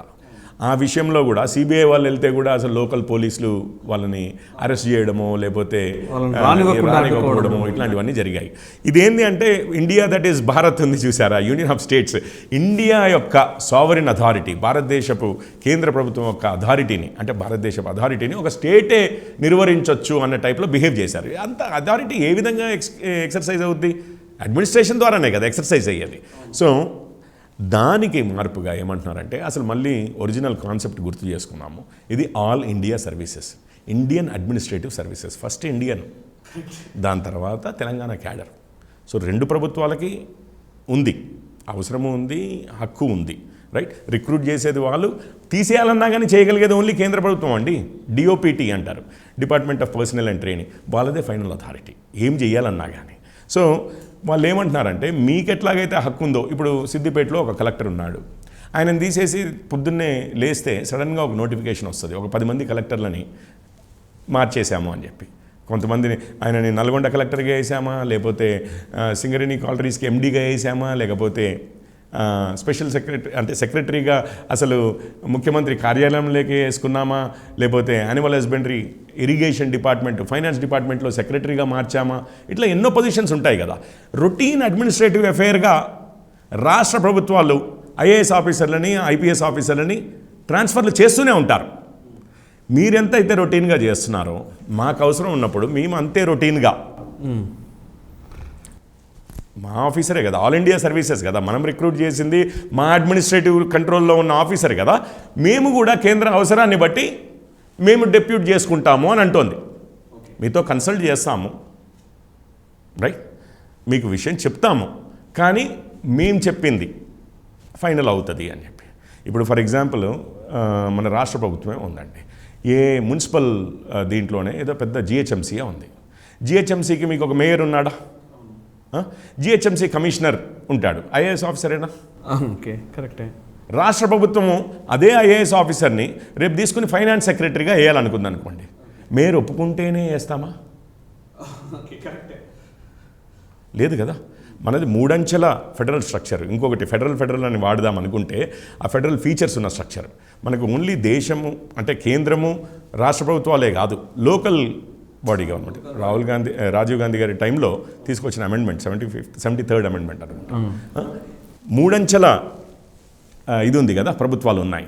మరి మనము జిహెచ్ఎంసీ కమిషనర్ని, ఒక ఐఏఎస్ ఆఫీసర్ని రాష్ట్ర ప్రభుత్వం ఎట్లాగైతే తలుచుకున్నప్పుడే నెక్స్ట్ మినిట్ ట్రాన్స్ఫర్ చేయగలదో, ఎందుకంటే వారికి ఆ సర్వీసెస్ వేరే దగ్గర అవసరం ఉన్నాయి. కేంద్రం కూడా ఏమంటోందంటే జిహెచ్ఎంసీ, తెలంగాణ ప్రభుత్వం, కేంద్ర ప్రభుత్వం అవసరం ఉన్నప్పుడు, ఒక పర్టికులర్ ఆఫీసర్ అవసరం ఉన్నప్పుడు మేము కూడా అదే విధంగా ట్రాన్స్ఫర్ చేసుకోవడానికి, అంటే కేంద్రం కూడా అట్లాగే ట్రాన్స్ఫర్ చేసుకోగలదు అనే మార్పులు తీసుకొస్తున్నాం. వీళ్ళ భయం ఏంటి అంటే, ఇప్పుడు ఆ విధంగా ఇప్పుడు ఐఏఎస్ ఆఫీసర్స్ నిన్నటి వరకు ఏముండేది, రాష్ట్రంలో ఉన్న ప్రభుత్వము మనకు అండగా ఉంటే ఇంకా మనం ఎవరి మాట వినాల్సిన అవసరం లేదు. ఇప్పుడు నువ్వు కేంద్రము టకీమని తీసుకోగలిగింది అనుకోండి, అంతకుముందు అయితే నీ ఇష్టం ఉంటే వెళ్తావు, లేకపోతే లేదు. సో నేను కేంద్రానికి వెళ్ళదలుచుకోలేదు, రాష్ట్రంలోనే 10 సంవత్సరాల నుంచి, 15 సంవత్సరాల నుంచి, ఎన్నో సంవత్సరాల నుంచి ప్రభుత్వంలో ఉన్న వాళ్ళని, వాళ్ళ తరఫున నేను ఉంటే చాలు, నా ఫ్యూచర్ అయితే, నా క్యారియర్ అయితే బాగుంటుంది అని అనుకున్న వాళ్ళందరూ ఈరోజు ఏమవుతుంది, కేంద్రం పిలుస్తోంది కదా, పిలిచినప్పుడు అయితే తప్పనిసరిగా వెళ్ళాలి కదా. ఇప్పుడు కేంద్రము రివ్యూ చేస్తుంది మీ పనితనాన్ని. సో ఇప్పుడు రాష్ట్రాలకి కేంద్రానికి మధ్యలో ఒక సమతుల్యం ఉంటుంది.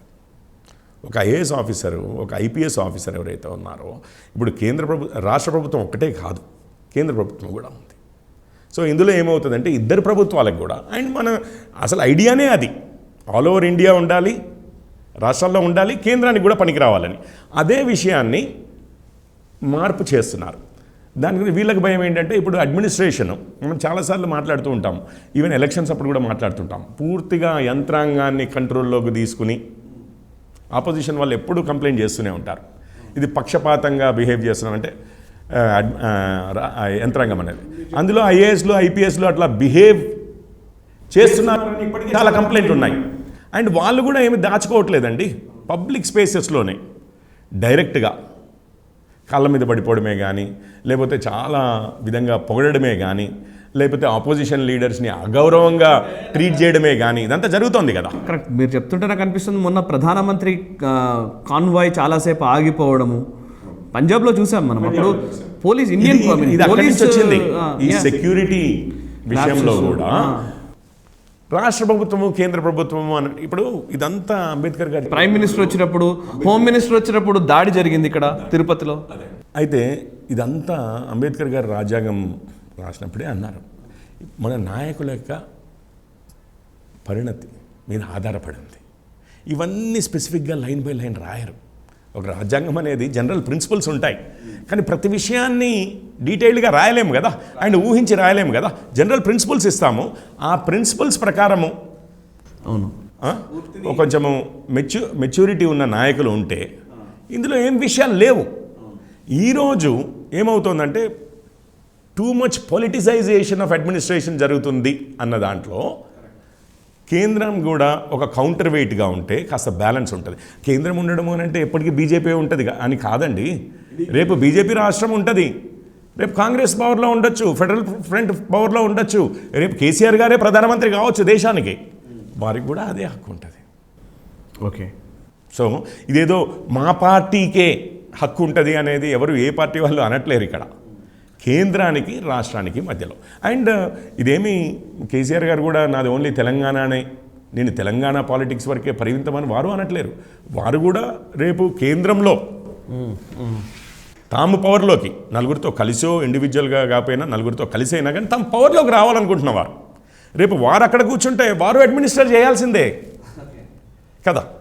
ఇదే ఐఏఎస్ ఆఫీసర్లు ఐపీఎస్ ఆఫీసర్లు ఈరోజు రాష్ట్రంలో ఉన్నవాళ్ళు రేపు వారు ప్రధానమంత్రి అయితే వారికి కూడా అదే హక్కు ఉంటుంది వాళ్ళ సర్వీసెస్ ఉపయోగించుకోవడానికి ఈ మార్పు వల్ల. అంటే ఇప్పుడు ఒక విషయం ఉంది సార్, ఇప్పుడు కేంద్రం చేతిలోకి ఎక్కువ అధికారాలు ఉన్నాయి, సో మా హక్కుల్ని కాలరాస్తున్నారు. రాష్ట్రాలకున్న హక్కుల విషయంలో ఈ సమస్య చాలా రోజుల నుంచి వస్తోంది, ఈ ఒక్కరోజు కాదు. రాష్ట్రాల హక్కులు అనే మాటని ఈ 7 ఏళ్ల కాలంలో ఎక్కువగా దాని ప్రాచుర్యంలోకి తీసుకురావడం జరిగింది. సో రాష్ట్రాల హక్కుల్ని కాలరాస్తున్నారన్న విమర్శను మీరు ఎట్లా చూస్తారు? కేంద్రం ఒక్కటే మొత్తం అన్ని డిసిషన్స్ తీసుకొని బుల్డోజ్ చేస్తోంది అనే ఒక అభిప్రాయం ఉన్నప్పుడు, ఒక విమర్శ వస్తున్నప్పుడు దానికి కౌంటర్గా ఇంకేమైనా ఉందా? ఏముందండి, వెరీ సింపుల్ అండి. ఇది ఎక్స్పెక్టెడ్ కంప్లైంట్. మనం రాష్ట్రంలో ఉన్నాము, రైట్?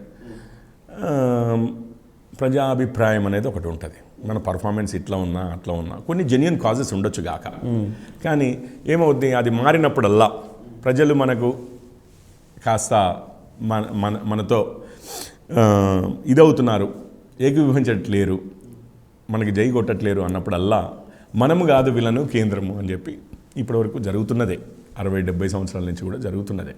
ఓకే. అయితే అందులో కొంత ఉండొచ్చు కూడా.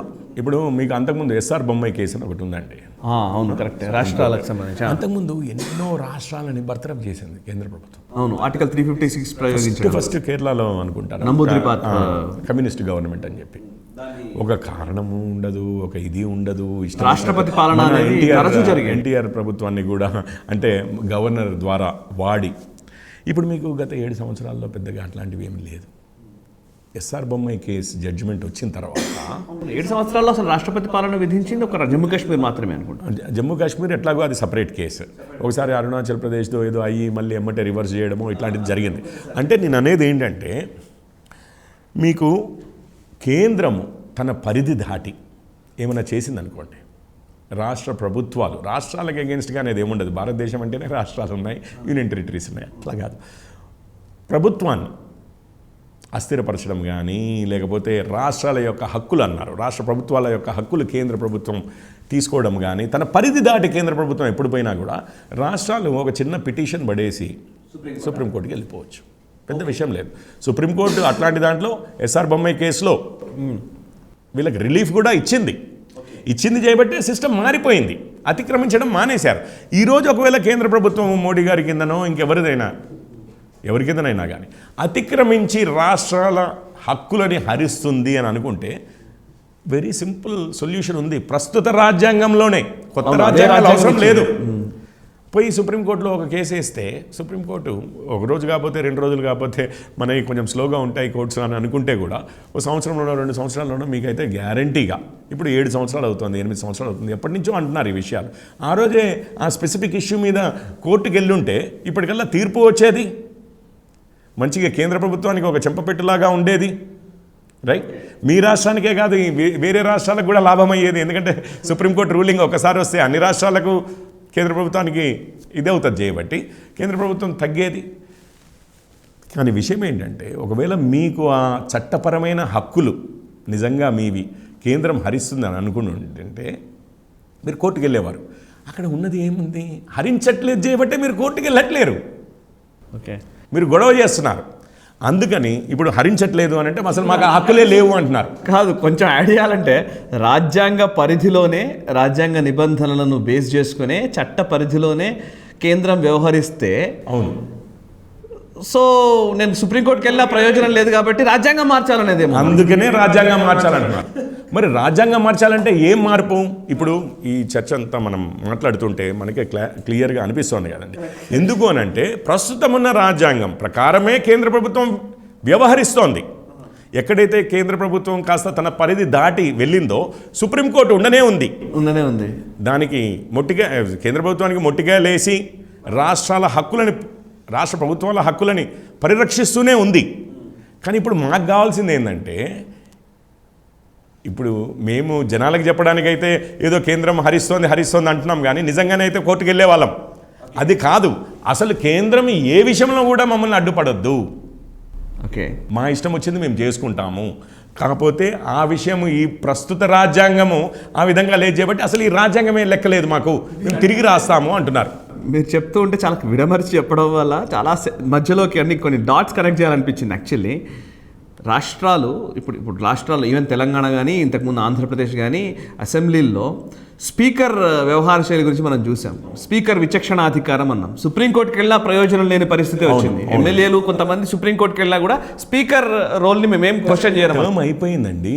పార్టీలు మార్చారు, పార్టీలు కంప్లైంట్ చేశాయి, స్పీకర్ జస్ట్ ఆ ఫైలే ముట్టలేదు, అంతే, అండర్ కన్సిడరేషన్, టైం అయిపోయింది, మళ్ళీ కొత్త ఇది కూడా ఏర్పడిపోయింది. సో స్పీకర్ల విచక్షణ అధికారాలు అసెంబ్లీ విషయంలోకి వస్తే మాత్రం రాజ్యాంగంలో ఉండే ఆ వెసులుబాటు బాగుంటుంది. బట్ వేరస్ కేంద్ర ప్రభుత్వం రాజ్యాంగబద్ధంగా ఏదైనా వ్యవహార శైలి తీసుకుంటే మాత్రం మా మీద పెత్తనం చేస్తున్నారండి. దిస్ ఈజ్ నిజంగా ఎంత హిపోక్రసీ కదా ఇది నిజంగా. రైట్, నెక్స్ట్ ఇంకొక అంశం ఉంది సార్. రాజ్యాంగాన్ని రీరైట్ చేయాలనేది కేసీఆర్ చెప్తున్నమాట. మళ్ళీ రాయాలంటున్నారు ఆయన. నిజంగా ఆయన రీవిజిట్ అని కూడా అంటలేదు, రివ్యూ అని కూడా అంటలేదు, ఆయన అమెండ్మెంట్ అనట్లేదండి, మార్పు అనట్లేదు. మార్పు అయితే ఇప్పటికే 100 సార్లు చేసాము, ఇంకోసారి కూడా సవరణలో మార్పు ఇట్లాంటి మాటలు మాట్లాడలేదు. మొత్తం కాన్స్టిట్యూషన్ని రీరైట్ చేయాలని అంటున్నారు. కాన్స్టిట్యూషన్ని రీరైట్ చేయాలనేది కొత్త మాట. రీవిజిట్ చేయాలి, కొంత దాంట్లో సమీక్షించాల్సిన అవసరం ఉంది, కొన్ని రివ్యూ చేయాలి, భారతీయ దృక్కోణంలో రాజ్యాంగాన్ని రూపొందించాలి అనే ఒక అంశము చాలా కాలంగా చర్చలో ఉన్నది. అందులో కొంతమంది మాట్లాడేది ఏంటంటే, ఈవెన్ రీసెంట్గా సాయి దీపక్ లాంటి ఒక advocate, supreme court advocate, India that is Bharat రాశారు. కలోనియల్ కాన్స్టిట్యూషన్ మన దగ్గర చాలా వరకు అనేక అంశాలు బ్రిటిష్ దృక్పథంతోనే చూడడం జరిగింది అనేది ఒక కంప్లైంట్. ఈవెన్ ఎంఆర్ వెంకటేష్ గారు, నేను ఆయనతో ఇంటర్వ్యూ కూడా చేశాను, ఆయన రిటైనింగ్ బ్యాలెన్స్ అని ఒక పుస్తకం రాశారు. భారతీయ దృక్కోణంలో ఈ రోజు ఉన్న వ్యవస్థ ఏర్పడడం అవసరము, అయితే దీని మీద చర్చ జరగాలన్నారు. కాన్స్టిట్యూషన్ విషయంలో కొంత చర్చ జరగాలి అన్నారు, విచ్ ఇస్ గుడ్ సైన్. ఈరోజు మరి కేసీఆర్ గారు దేని గురించి అంటున్నారో క్లారిటీ లేదు, మీరు ఫస్ట్లోనే చెప్పారు. వీళ్ళ వ్యాఖ్యలు కూడా ఒకవైపు ఉన్నాయి కదా, కాన్స్టిట్యూషన్ రివ్యూ ఆ రీవిజిట్ చేయాలి, కొంత దాని మీద చర్చ జరగాలి అనే ఒక భారతీయ దృక్కోణంలో ఆలోచించాలి. మీరు అన్నట్టుగా 50లో ఎప్పుడైతే అంబేద్కర్ గారు రాసిన రాజ్యాంగంలో సోషలిస్టు సెక్యులర్ అనే పదాలు లేవు, మధ్యలో ఎమర్జెన్సీ పీరియడ్లో వచ్చినాయి. ఇట్లాంటి మాటల విషయంలో కూడా చర్చ ఉంది కదా ఒకవైపు. సో వాళ్ళంతా కూడా కేసీఆర్ అనుకునేది కరెక్ట్ అని అనుకునే అవకాశం కూడా ఉంది. ఇప్పుడు కేసీఆర్ అంటున్న రాజ్యాంగ పునఃసమీక్ష దానికి డిఫరెన్స్ ఉందా? ఇప్పుడు కేసీఆర్ గారు ఏమనుకుంటున్నారని చెప్పలేదు, ఏమి ఉండాలి కొత్త రాజ్యాంగంలో అని చెప్పలేదు. కానీ వారు ఆ విషయాన్ని ఎత్తిన విషయం మాత్రము రాష్ట్రాలకు దాదాపు మాకు స్వయం ప్రతిపత్తి కావాలి అంటే రాష్ట్ర ముఖ్యమంత్రి ప్రధానమంత్రి హోదా ఆల్మోస్ట్ సిమిలర్గా ఉండాలి అన్న టైప్లో, మా రాష్ట్రంలో మేమే కింగ్స్ అన్న టైప్లో అట్లాంటి విషయాల్లోనే కూడా ఇది వచ్చిన దాంట్లో వారు అన్నారు, ఆ సందర్భంలోనే అన్నారు. అంటే కేంద్రం రాష్ట్రం ఫైట్ విషయంలో అన్నారు. కేంద్రం రాష్ట్రం గురించే కాదు కదండి కాన్స్టిట్యూషన్ అంటే. కాన్స్టిట్యూషన్ అంటే రాష్ట్ర కేంద్ర సంబంధాలే కాదు, మన సిటిజన్షిప్ దగ్గర నుంచి మొదలు పెడితే, అనేక అంశాలు ఉన్నాయి, అడ్మినిస్ట్రేటివ్ సర్వీసెస్ దగ్గర నుంచి మొదలు పెడితే, డిఫెన్స్ దగ్గర నుంచి అన్ని రకాల విషయాలు ఉన్నాయి. రైట్, మన ప్రాథమిక హక్కులు, బాధ్యతలు, డ్యూటీస్, ఫండమెంటల్ డ్యూటీస్, ఇట్లాంటివన్నిటి మీద ఇది ఉంది. రైట్, సో అందులో కొన్ని విషయాలు మీరు అన్నట్టుగా సవరణలు చాలా జరిగాయి. ప్రియాంబుల్లో సోషలిస్టు సెక్యులర్ అని యాడ్ చేయడము, అది అందరికీ కాస్త ఏమైందంటే ఎమర్జెన్సీ టైంలో అయింది చేయబట్టి అవి రెండు పైననేమో పేరుకి సెక్యులర్ అన్నాము, కానీ చూస్తేనేమో అసలు మన చట్టాలే. ఫర్ ఎగ్జాంపుల్ నేను ఒక ఉదాహరణకు చెప్తాను, నేను ఇది చాలామందితో అన్నాను, మనది సెక్యులర్ దేశమా కాదా అని చెప్పడానికి ఒకటే ఉదాహరణ. ఇప్పుడు ఇండియాలో ఒక పెళ్లి జరుగుతుందండి.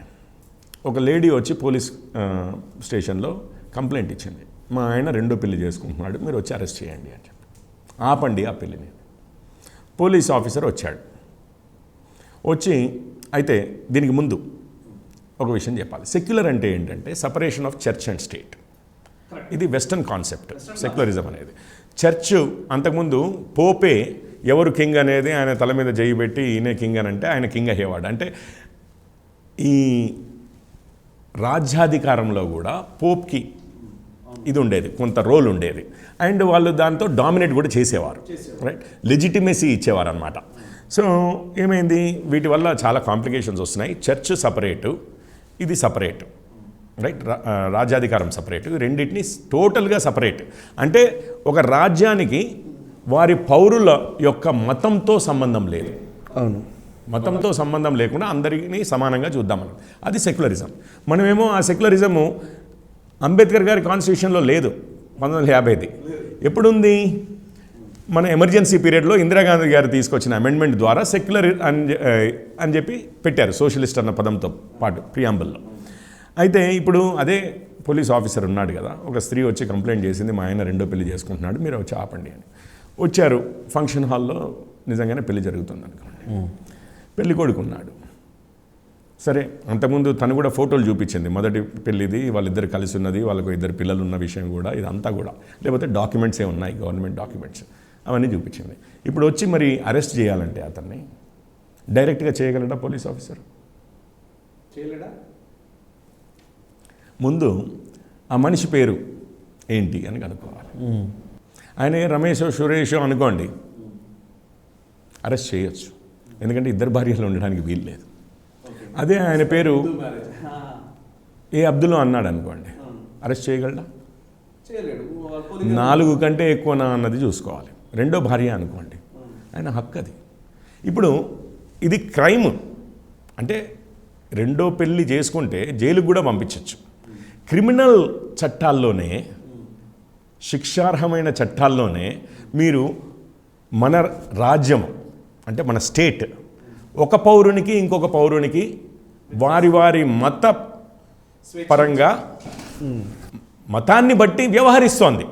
ఇది సెక్యులర్ దేశం ఎట్లా అయిందండి? మనం ఒట్టిగానే పైన పెట్టేస్తే అవ్వదు కదా, చేస్తే పూర్తిగా సెక్యులర్ చేద్దాం. మన రాజ్యాంగాన్ని ఎట్లా మార్చుకుందామంటే మైనారిటీ లేదు, మెజారిటీ లేదు, హిందూ లేదు, ముస్లిం లేదు. గవర్నమెంట్కి, ప్రభుత్వానికి, స్టేట్కి, రాజ్యానికి ఒక పౌరుడు అంటే పౌరుడు అంతే. అతను హిందువా, ముస్లిమా, క్రిస్టియనా, ఇవన్నీ సంబంధం లేని విషయాలు. ఆయన ఓటు వేయడానికి సంబంధం లేనప్పుడు, అట్లాగే క్రిమినల్ చట్టాలు ఉన్నాయి, సివిల్ చట్టాలు ఉన్నాయి, వాటిల్లో కూడా సంబంధం ఉండకూడదు. నువ్వు ఎవరివైతే ఏంటయ్యా, నువ్వు పౌరునివి, స్త్రీ పురుషుల భేదం కూడా లేకుండా. అంటే నేను చెప్తున్నాను చట్టాల విషయంలో. సో మరి కాన్స్టిట్యూషన్ చూస్తేనేమో మైనారిటీ కమిషన్లు ఉంటాయి, చట్టాలే అసలు మతాలను బట్టి మార్పు ఉంటుంది, రాజ్యము వారి పౌరులతో ఎట్లా ట్రీట్ చేస్తుంది అనేది. కానీ పైన మాత్రం బోర్డు మీద ఏంటి అంటే ఒకరోజు సడన్గా ఒక పదమే తీసుకొచ్చి పెట్టాము. మరి అది కావాలా, ఇది కావాలా, ఏది కావాలన్నా కానీ పూర్తిగా అది అవ్వాలి కదా. ఇప్పుడు ఇది 1935 ఇండియా యాక్ట్ ఉంటుందండి, బ్రిటిష్ వాళ్ళు చేసింది. 1950ది దాదాపు 90% అని చెప్పి అక్కడ చదివాను. Same words 90%. 1935 government of India act అని ఉంటుంది, జియో యాక్ట్. అదే సేమ్ 90% ఎక్కడైతే క్వీన్ రిఫరెన్సెస్ ఉన్నాయో, ఎక్కడైతే బ్రిటిష్ సామ్రాజ్యానికి సంబంధించిన రిఫరెన్సెస్ ఉన్నాయో అవి తీసేసి central government, president of India ఇట్లాంటివి పెట్టుకున్నాం. కానీ నేను చెప్పాను కదా, మన మిలిటరీని మార్చలేదు, మన సివిల్ సర్వీసెస్ని మార్చలేదు. మీకు ఇంకొక విషయం చెప్తాను, క్రిమినల్ ప్రొసీజర్ కోడ్ అని ఉంటుంది, సిఆర్పిసి. అది ఎప్పటిది ఉంటుంది, 1880 చిల్లరలోదే ఎప్పటిదో ఉంటుంది. ఎన్నో చట్టాలు మనవి బ్రిటిష్ కాలంలో ఉన్నవే నడుస్తూ ఉన్నాయి. బ్రిటిష్ కాలంలో వాళ్ళు ఏంటంటే ఒక దేశాన్ని పాలించడానికి వచ్చినప్పుడు అక్కడ ఉన్న వ్యక్తులని కంట్రోల్ పెట్టుకోవడం ఎట్లా అనేది అండ్ వాళ్ళ సంస్కృతి ప్రకారం రాసిన చట్టాలు. అవును, ఎందుకంటే వాళ్ళు రాజులు, అప్పుడు మనకు వాయిసే లేదు. వాళ్ళు రాసినవే మనం ఇంకా కంటిన్యూ చేస్తున్నాం కదా. భారతదేశ సంస్కృతి, భారతదేశ కల్చర్ అయితే తేడా ఉంది కదా. సో బ్రిటిష్ సంస్కృతి, బ్రిటిష్ కల్చర్ కన్నా అయితే మనం డిఫరెంటే కదా. అది ఏం డిఫరెన్సెస్ అనేది చర్చించుకుందాం. కానీ ఇవి రెండు డిఫరెంట్ కదా. అందుకని మన భారతీయ దృక్కోణంలో తిరిగి ఒకసారి మన భారత రాజ్యాంగాన్ని రాసుకోవాలా అనే విషయం చాలామంది మాట్లాడుతూ ఉన్నారు. అయితే అంబేద్కర్ గారు కూడా అంటారు, ఈరోజు మనము ఈ రాజ్యాంగం తీసుకున్నాము అంటే ఇది నెవర్ చేంజింగ్ అనేది కాదు. ఆయన ఏమంటారు అంటే, ఇప్పుడు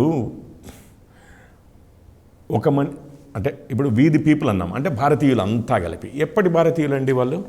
47, 50లో బతికున్న భారతీయులు. మనం ఎవరైనా ఉన్నామా అప్పుడు? అంటే మన తాతలు రాసిన రాజ్యాంగము మనల్ని ఫర్ ఎవర్ ఫ్యూచర్కి బద్దుల్ని చేస్తోంది అని అన్నారు కదా. అందుకనే అమెండ్మెంట్ చేసుకోవడానికి హక్కు ఉండాలి, ఈవెన్ తిరిగి రాసుకోవాలంటే కూడా హక్కు ఉండాలి. కానీ ఎందుకు, ఏమిటి అనేది అందుకనే వారు చెప్పలేదు. వారు మిగిలిన విషయాల్లో ఎప్పుడెప్పుడైతే ఈ ప్రస్తావన తీసుకొచ్చారో, ఏముందండి, ఇప్పుడు మనిషి క్రియేట్ చేసిందే కాన్స్టిట్యూషన్ కూడా, మనం అందరం ప్రజలు క్రియేట్ చేసుకున్నదే కాన్స్టిట్యూషన్ కూడా, రైట్? ఆ కాన్స్టిట్యూషన్కి అమెండ్మెంట్స్ చేసుకునే హక్కు అదే రాజ్యాంగం ఇచ్చింది మనకి. ఓకే, తిరిగి రాయడము అనేది మనం ఫ్యూచర్ జనరేషన్స్ని మన ఆలోచనతో అయితే బందీ చేయలేము కదా. 200 సంవత్సరాల తర్వాత, ఫర్ ఎగ్జాంపుల్ ఉదాహరణకి ఆ రోజు సొసైటీ ఎట్లా ఉంటుందో దానికి మన రాజ్యాంగము నిజంగానే ఏదో రూములు 4 అడ్జస్ట్ చేసే బదులు అసలు కొత్తిల్లే కడదాం అనుకుంటే తప్పులేదు. కానీ చర్చ ఏ విషయం కోసం చేద్దాం అనుకుంటున్నాం. ఇప్పుడున్న రాజ్యాంగంలో నీకేం నచ్చలేదు, నువ్వు రాష్ట్రం కావాలి అనంటే రీజనల్ ఆస్పిరేషన్స్ని ఆనర్ చేయడానికి ప్రస్తుత రాజ్యాంగంలో అవకాశం ఉంది.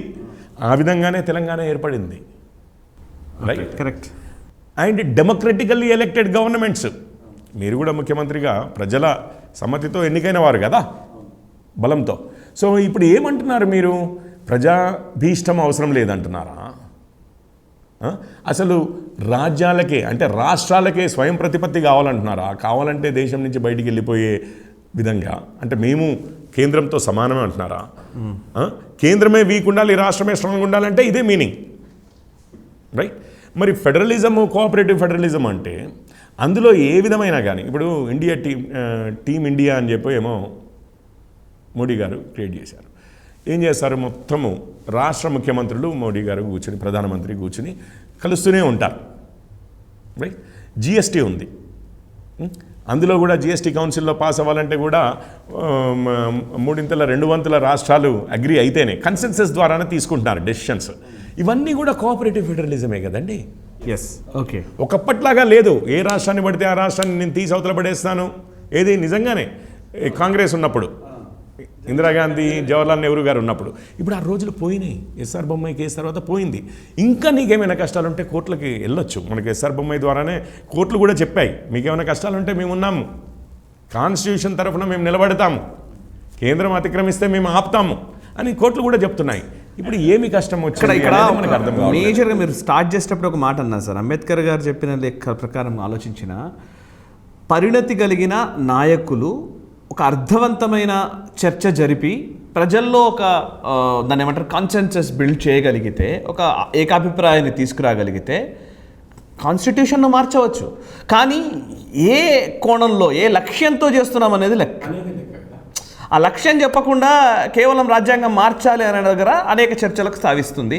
అండ్ దట్టు కేసీఆర్ లాంటి వ్యక్తి చెప్పేసరికి ఏమవుతుందంటే, ఇక్కడ ఈ రాష్ట్రంలోనే రాజ్యాంగాన్ని ఎంత మేర నిజంగా కరెక్ట్గా అమలు పరుస్తున్నారు, ఒక సింగిల్ మ్యాన్ సెంట్రిక్ పాలిటిక్స్ జరుగుతున్న టైంలో అనేక గొడవలు వస్తున్నాయి. అంతేనా మీరు చెప్పేది?